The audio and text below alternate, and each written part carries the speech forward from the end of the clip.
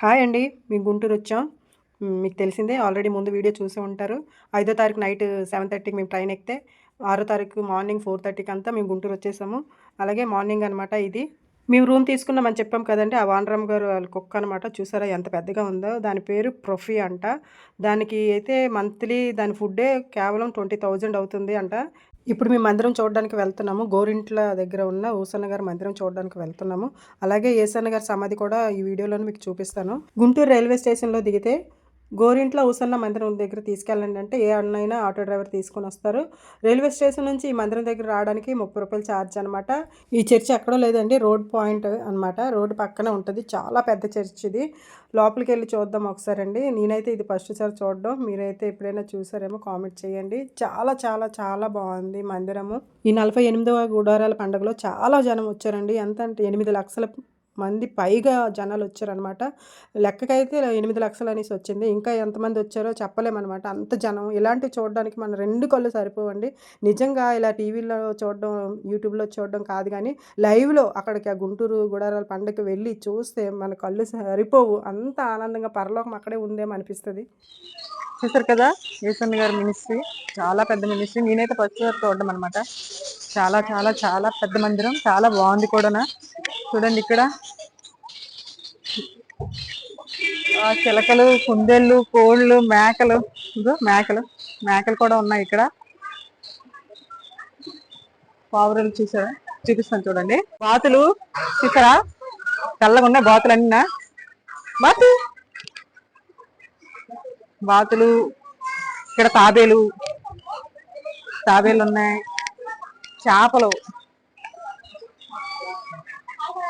చేపలు కనిపిస్తాయా? చేపలు,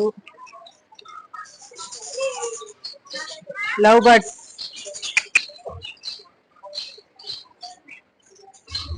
రకరకాల లవ్ బర్డ్స్, చాలా వెరైటీస్ ఉన్నాయి. కుందేలు,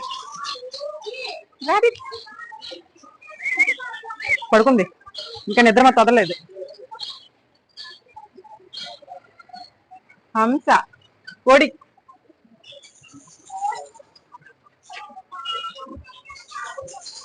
మేకలు, నేను హాయ్ హాయ్ ఎన్ని ఉన్నాయి రాబిట్స్ ఇక్కడ. ఆహా ఎన్ని పావురాలు ఉన్నాయి. చచ్చిపోయాయి, కొన్ని చచ్చిపోయాయి. చూడండి ఇది చచ్చిపోయింది. ఇది ఎన్ని ఉన్నాయో పావురాలు. చాలా బాగుంది. ఈ మందిరానికి ఒక ప్రత్యేకత ఉందండి. అదేంటంటే ఈ మందిరం అంతా చూసుకున్నట్లయితే మన అరచేతిలాగా ఉంటుందన్నమాట ఈ మందిరం అంతాన. ఇదిగోండి ఇది అరచేయి అనమాట. ఇప్పుడు చూస్తున్నారు కదా, మీకు చూపిస్తున్నాను కదా, ఇదంతా అనమాట 5 వేళ్ళు అనమాట. ఇక్కడ ఎక్కడైనా ఏ వేలు దగ్గర కూర్చున్నా సరే ఈ బలిపీఠం అనేది మనకు కనిపిస్తుంది.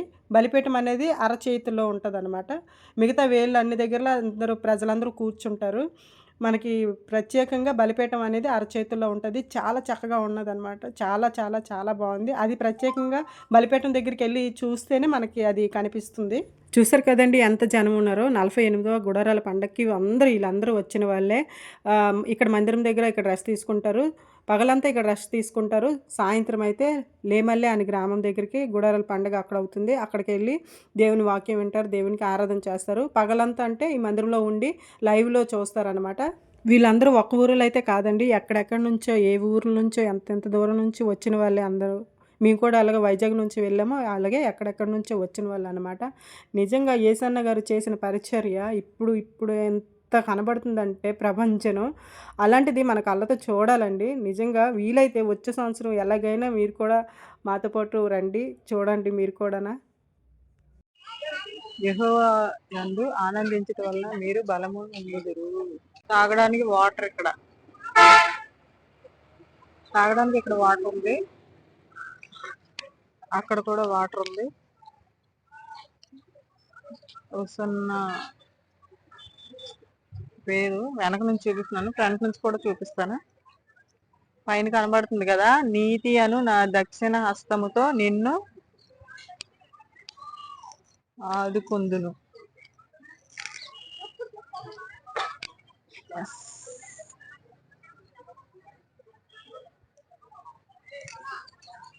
ఫ్రంట్ నుంచి చూపిస్తానని చెప్పాను కదా.